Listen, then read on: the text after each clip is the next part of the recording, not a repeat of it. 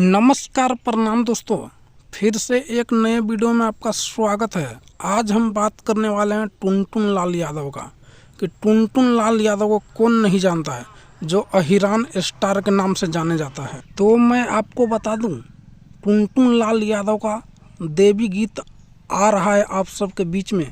तो इस वीडियो में मैं आपको क्लियर करने वाला हूं कि देवी गीत आ चुका है कि आने वाला है। तो आप लोग वीडियो में बने रहिएगा, वीडियो को स्किप मत कीजिएगा, नहीं तो आप लोगों को पता नहीं चल पाएगा कि सॉन्ग आ चुका है कि आने वाला है। तो चलिए वीडियो स्टार्ट करते हैं। तो टुनटुन लाल यादव का सॉन्ग आ चुका है, गाना का नाम है हमरा गौवा के पंडाल। तो आज आ चुका है आप सबके बीच में। अगर नहीं देखें तो देखिए, अपना ढेर सारा प्यार और आशीर्वाद बनाइए इस गाना के ऊपर।